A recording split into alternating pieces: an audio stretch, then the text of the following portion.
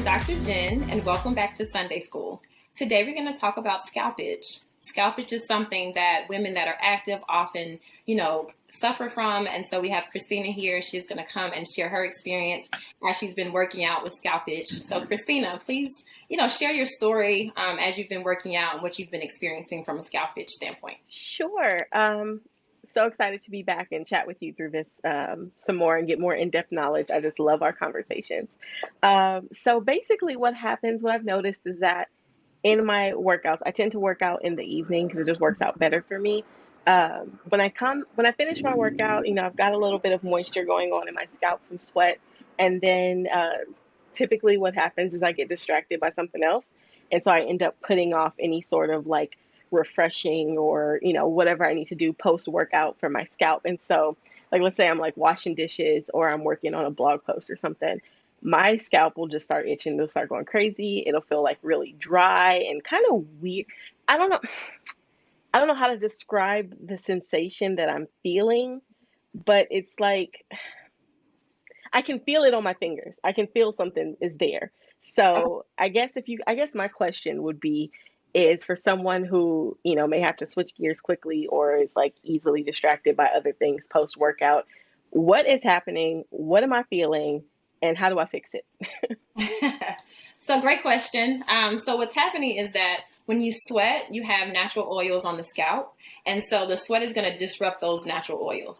And so because it's disrupting those natural oils that are there to moisturize the scalp, you're going to be left with less oil. So your scalp is going to be more tend to be dry. And so if you don't remove that sweat and then replenish some of the moisture that was lost and you let it go too long, then you're going to experience that itchy tightness and that irritation. And so what is also happening and what can also cause itch is if you don't wash the scalp or remove the sweat in any way, those salt crystals that are in the sweat, they can stay behind and clog the follicles. And so once you have clogged follicles, that can lead to inflammation, which can cause irritation of the scalp. It can cause sensitivity to the scalp, and it also can cause redness of the scalp. Oh, wow. Okay. So basically, what you're saying is that once we sweat, because we know that when you sweat, there's salt in it. Like you can kind of feel it like on your forehead and on your face. It feels it dries. It really dehydrates the skin. So basically the exact same thing is happening up here.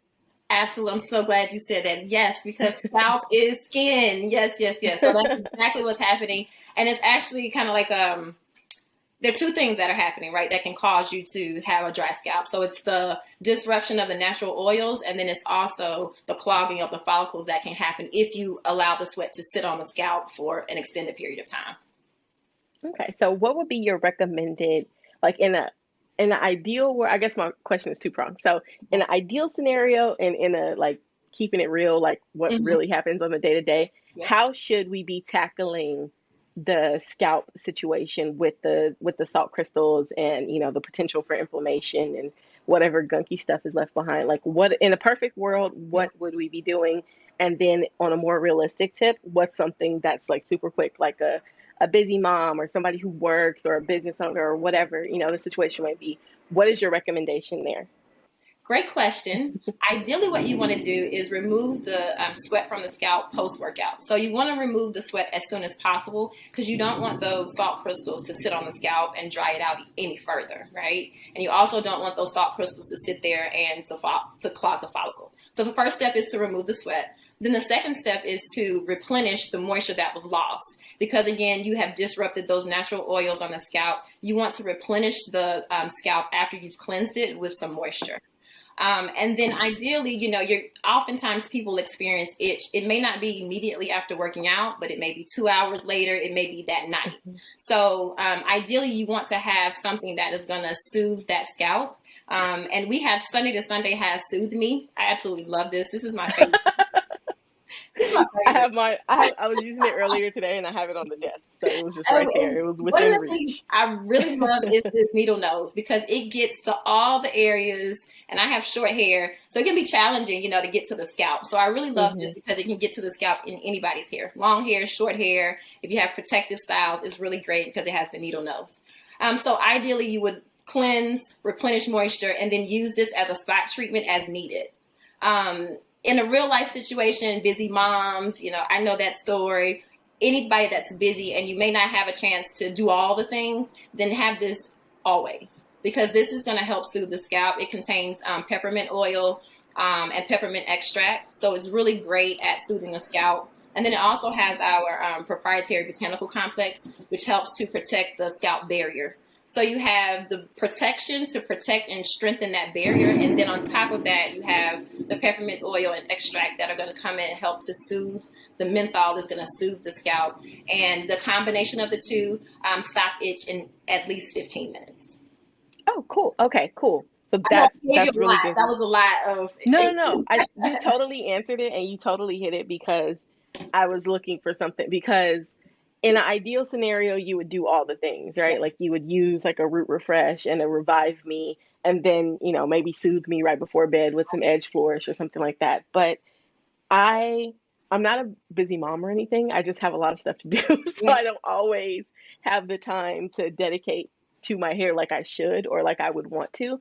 So I'm just kind of, that was a great way kind of to get to a hack, if you will, or like a really quick, boom, boom, boom.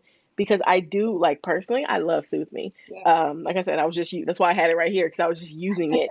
I was just using it before we did this video. But one thing I do want to get to is just something that I've had a few folks ask me about, as far as Soothe Me and protective styles go, because we're, summer's here, folks are going to beaches, folks are, getting braids and wearing styles that may cause some kind of tension or stress on the scalp initially before they kind of loosen up.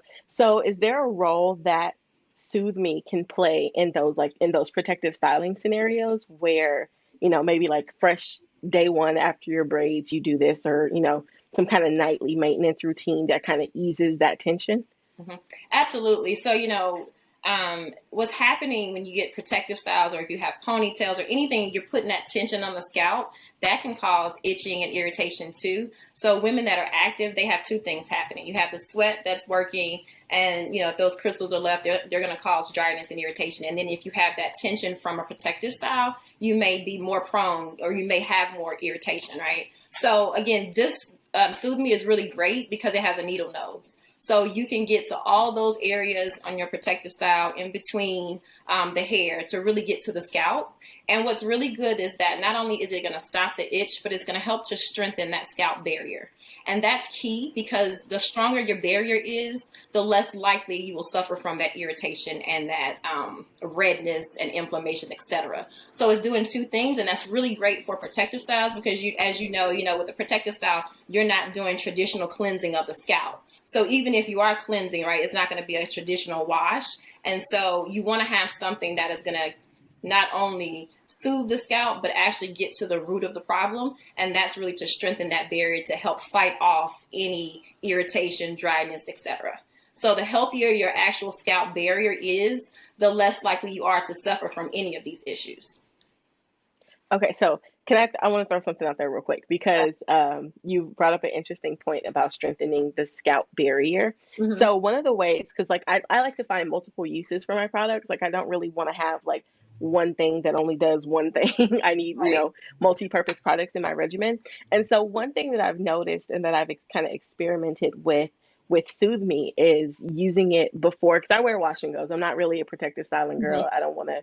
I can't even have a bun in my hair for too long. Like it just gets annoying. Like I can't do it. But what I have noticed is that certain gels will really make my scalp really itchy and almost kind of feel inflamed to the point where I have to wash and redo my hair over, probably because of some chemical or something that's in it. It's having like an adverse reaction, contact dermatitis, maybe. I don't know. But so what I've been trying lately is, before I apply my leave-in and my gel, I'll go through my scalp with Soothe Me to kind of create that barrier that you were talking about. And so I've noticed, like today is my wash day, so I'm going to be washing my hair later tonight. But I've noticed that from last Thursday, I've had zero itch. Like normally by about day 3, I'm like all up in here, my hair gets pulled back into something, or it's just in like a perpetual pineapple because the style is ruined. But I've had really like no itch. So I just want to throw that out there, because it was kind of like a revelation for me. I was like, oh, this is new. This is different. Plus, I tend to suffer with dry scalp anyway. So having that extra layer of protection before I apply those leave-ins and those gels has been like a game changer. So I Yeah, just want to throw that in there. thank you for that. Because what's happening is that as you put it on, you're helping to strengthen that barrier, right? And so that's really what's happening is as you continue to strengthen the barrier, then you're going to minimize the impact of the salt on your hair as you sweat. Yeah. That's oh, so I'm doing multiple things. Okay, I see. I thought I was Yeah, just so you're strengthening the okay. barrier and then you're soothing the itch and irritation that's already there. Yeah. Okay, Yeah, look I'm at trying me. to get Look you at ready me for, doing. keep you ready for the workout because what happens is that if, when you're active, you never really give your scalp a chance to get back to steady state, right? Because you Mhm. continue to reintroduce sweat to it. So it never really Mhm. gets time to rebuild its barrier back up naturally. So you got to give it a little push. And so that's essentially, what we're doing with our product is that we're saying across the board, we're going to help you build your barrier with everything that we give you because you never have a chance naturally. Our bodies are smart systems. And so in an ideal world, the scalp would have a chance to repair itself. But since it doesn't, we're going to help the scalp along a little bit with the barrier function ingredients that we have. Okay, so can we nerd out a little bit and just go into this Absolutely. Let's do it. barrier? Okay, yay. Okay, my favorite thing. Yes. So, Let's do it. okay, so we're talking about this barrier function, scalp protection, that kind of, that kind of vein that we're in. Yeah. And so I just want to kind of get to something that may be of interest for other folks because it was something that you taught me. So I wanted to kind of reiterate it in this opportunity. So getting down to like the follicle level, right? Mm-hmm. Let's talk about textured hair, follicle shapes, and how that impacts like scalp moisture. Because I found that it kind of like blew my mind. And so I feel like everybody would really benefit from like this little gem, this little nugget that you have. So can we kind of break that down a little bit? Absolutely. So the shape of the hair follicle differs based on whether you have Caucasian hair or Asian hair or African origin hair, right? And so what happens is that you're going to have the straightest hair, which will be Asian hair. That follicle is going to be round. And then once you come to African people of African descent, they're going to have an oval to an elliptical shaped follicle. And so what that means is that because of that and the curvature of the hair, the natural oils that come up through the scalp, they have more of a curvaceous path to travel, right? So you think about a hair strand on an Asian woman, her hair strand is going to be straight. So the oil is coming right out of the onto the scalp and is traveling down the strand. So she has no issue with her oils being evenly distributed. But when you get into, 3A to 4C hair, especially with those elliptical follicles, what you find is that because it's a curved path and not a straight path, that the oil is moving slower. And so that's why women who have the elliptical shaped follicle, they often suffer from dry scalp and itch and irritation. And then if you talk to women that are Asian or women that have straight hair, they'll talk about having oily scalp, right? Because that oil has no problem moving where it needs to go. And oftentimes it's too much. So that's what's happening. So the path of least resistance is easier for straight hair versus the curvature of, curly hair texture. That's so fascinating. I love that. And just to kind of like put a little bow on it. So basically what you're saying is that with textured hair and all of its glory, And all of we start off at a disadvantage in a sense at the scalp level because those natural oils have a more difficult time coming out of the follicle and traveling down the strand, right? correct. So we need the extra help to Right. And so keep our scalps intact. correct. And then so to that point, as you think about a woman with textured hair that's working out, then that's doubly as important, right? Because not only you're coming in the door with this, where you already have to make sure that you're getting the moisture you need because of your follicle shape. And then on top of that, you're adding these sweat events, which can further dry your scalp out. So it's doubly important for women with textured hair. And then too, also the density of the hair. So it's not just about the actual texture or the follicle shape, but it's also about density. So that plays a part in it too. So I'm not going to say, it's absolutely everybody, but in general, if you have that elliptical shape hair follicle, you're going to suffer or you're going to need more moisture than someone who has a round follicle. That's good to know. So women with textured hair that are active, need extra, extra, extra, extra love on the scalp because you're starting off with a dry scalp to begin with, Right. essentially. Exactly. And that makes so much more sense because, again, like I tend to have the most issues with itch Mm-hmm. right here Yeah. in this crown. And that also happens to be the most coily and coarse part of my hair. So it's like, this will be good. I'm Yeah. good back here. And this will be like on fire. Yeah. So makes total sense. Love it.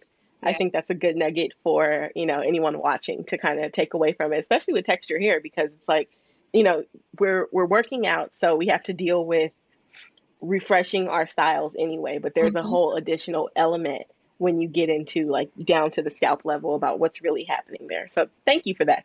You're welcome. Thank you for indulging me. I loved it. Absolutely. And you brought up something that made me, think about something else too. It's really important that we know ourselves, right, in our own hair. So to your point, I have different textures on my head as well. So that, okay, in the front, it's tighter coils. And so I'm going to need more moisture in the front than in the back. So to your point, you have a busy lifestyle.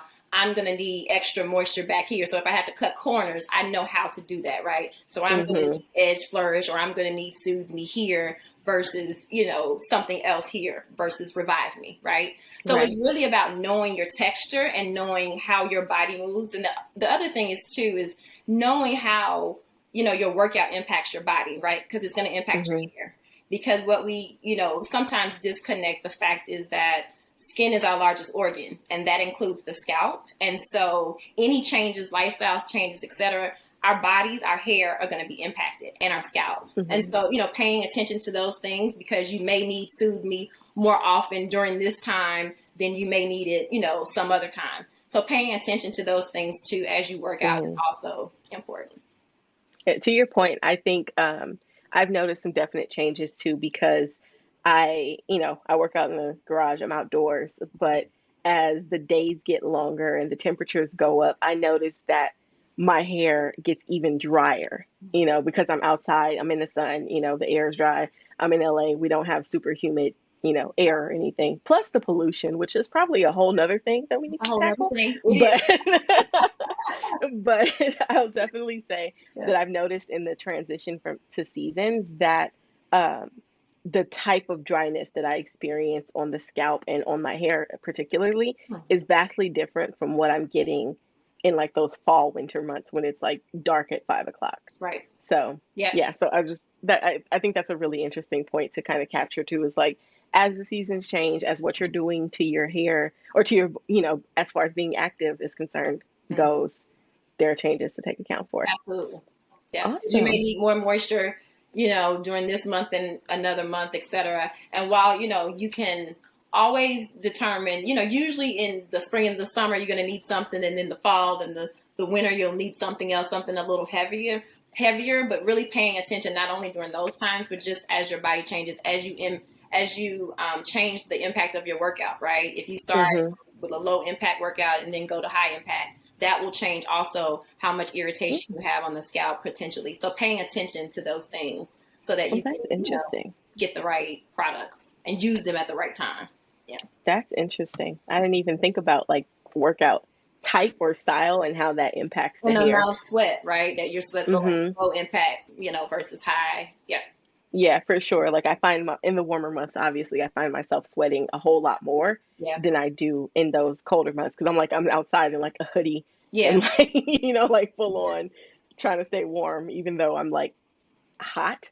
So but that's really interesting to know. So I'm thinking, because for those of us that like work out, right? Like it's typically a structured kind of program or regimen that we're following. So like you'll have your pre-workout, your warm up, your actual workout, and then like your cool down or, stretching or whatever it is you do post workout.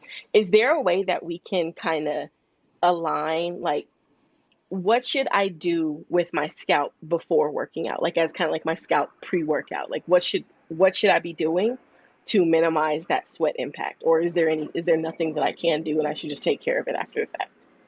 I mean, it can be challenging to do something, before. The easiest thing and the best thing to do if you're worried about that sweat impact. And are you talking about sweat impact on the scalp or the hair strands? The scalp for now. Yeah. But also maybe hair. So, because normally I just throw it on top of my head and go, you know. Yeah. I don't really So put much there thought are a couple into it. things you can do. So you want to, if you want to fight the impact of sweat and you want to, make sure that your scalp is going to continue to be moisturized, then you can put, like an oil-based product on your hair, give it some moisture prior to working out to help combat the impact of the sweat, and especially if you know that you're not going to be able to remove it as quickly post-workout as you would like.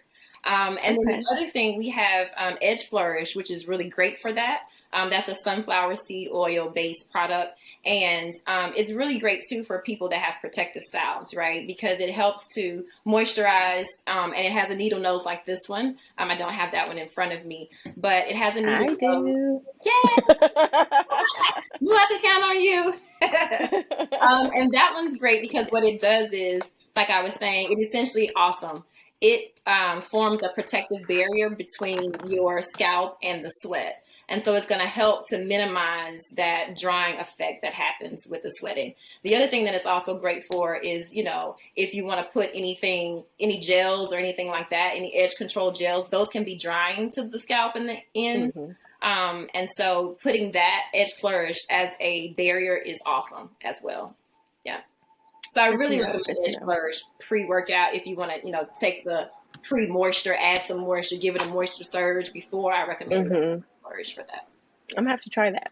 And then the other thing that I also like Edge Flourish for is at night. So it's great for the body repairs itself at night. So does the scalp. And so, giving the scalp extra moisture at night is just going to help boost it and help it strengthen that barrier that I was talking about. So as you strengthen the barrier, like I said, you're going to minimize those symptoms that you get from sweating and the itch and irritation. So doing that at night, because it repairs itself, it just helps to boost the repair. And, people don't like to hear this, but when we, as we age, the amount of collagen that's actually in the scalp decreases. And so you want to make sure, and because that decreases, then that impacts the barrier, right? And so we should be doing something to make sure that we're boosting our repair of our skin and scalp starting in our mid-20s, because we lose about 1% of collagen every year starting our 20s. So collagen is 10 years behind. Barrier. Yeah. Okay, so what you're saying is basically you could use like Edge Flourish and Soothe Me. It's kind of like a 1-2 combo to combat the collagen. Okay, so can we back up and talk about that a little bit? Because I've heard the whole collagen thing and I get a little confused because there's like type 2 collagen and type 1 and 3, certain things are for certain things, and these two are in combination. It's a whole confusing mess on the supplement side for me, so I stopped dealing with it because I was like, this is too much.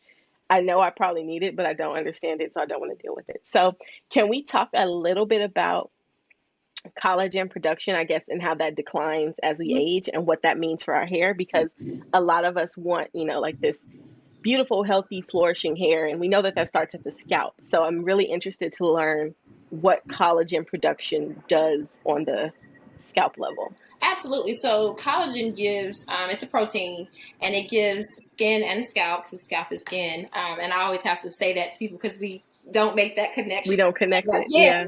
And so what it does is that it gives skin its firmness. So it gives skin its shape. And so it plays a part in the barrier, right? Because the barrier needs to be strong and strengthened to make sure that it can do its job. So I'll take it a step back. So when I keep talking about the barrier is that top layer of skin, the epidermis. The very top layer is called the stratum corneum. And so, and this is the same for the skin as well as the scalp, right? And so making sure that you have collagen there, all of that plays into the barrier. And what the barrier, the top layer of the skin does is that it is your protector. So it protects you from excess water leaving the skin from the body. And it also protects you from harmful contaminants that can penetrate the scalp, right? So if it's not working to full capacity, if you will, then you're going to be more prone to irritation, mainly because the barrier is there to keep irritants from penetrating. But if the barrier is weakened, then those irritants, whether they're irritants from products or if they are free radicals coming from the environment, they're able to penetrate the scalp. When they penetrate the scalp, then that's when you get inflammation. And if inflammation is not taken care of, so inflammation can cause, redness at a superficial level. But if it's not taken care of at a cellular level, then you start to find that the follicles are not getting the nourishment that they need because the follicle sits within the scalp. So if the scalp is not well nourished, then the follicle can't get the nourishment that it needs from the scalp. And so in turn, you're not going to grow healthy hair. That is interesting. That was a lot. No, it's fascinating. It's also terrifying a little bit, because so many of us, we go through this whole natural hair journey, right? And it's really about embracing, accepting, and growing our healthiest hair. Right. At least it is for me. Some people have, everybody has their own why. Yeah. But for me, it's really about, embracing my hair in its natural state and getting it to be its most healthy. Yeah. And so to understand that collagen, something that is, for all intents and purposes, marketed as a health supplement, if you will, it's actually serving a vital function at the scalp and follicle level that we need to pay attention to and that we can kind of remedy through Edge Flourish and Soothe Me. So with the loss of collagen, we have a weaker barrier, which leads to that inflammation that you were talking about, which can lead to what we don't want, which is the thinning and the breakage, balding, etc. All the kind of things we don't want to see on our hair. So with Edge Flourish, developing a nightly routine with Edge Flourish and Soothe Me. So I should go 1, 2. What order do I do them in, basically? I think it depends on the person, right? I would do Soothe Me first. So you want to soothe the itch and the irritation, because once you put that oil on with Edge Flourish, you want that to be the last thing, because that kind of seals the barrier, and that helps nothing can penetrate the moisture. Yeah. So I would always put Edge Flourish last as my last step if I'm going to do it in combination with anything else. Yeah. But like I said, it depends on the person, because you may not need both. But if you need both, you want to use both. You want to soothe the irritation first, because once you put that oil on the scalp, the Soothe Me may not be able to do its job, because you've already put that layer on there to kind of seal everything off. Yeah. You've created that supplementary barrier already, in a sense. Exactly. Got you. So you want to get the scalp with Soothe Me first, and then follow with Edge Flourish. Okay, well, I've learned a lot.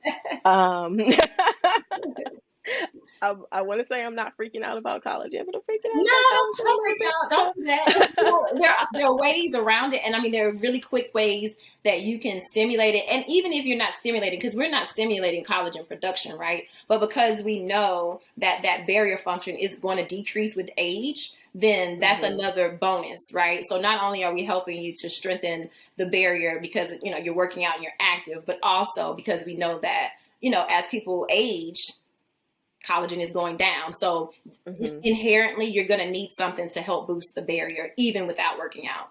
So good to know. But that's also good to know. It's so much good information. Thank you for answering all my odd and random and specific questions. I'm here to nerd out. I'm here for that. Yes. I love it. I hope everybody watching appreciates it, because I'm I love to get down to the nitty gritty about the function of how, our scalp works in conjunction with everything that we do, on our body. So I love being able to kind of break that down with you and, put it in digestible tidbits that folks can hopefully get something from. So thank you. Yes. Thank you so much for joining us again. And, I hope that you will be back to talk with us. And thank you everyone else for joining us for this session of Sunday School. And we hope to see you for our next session of Sunday School.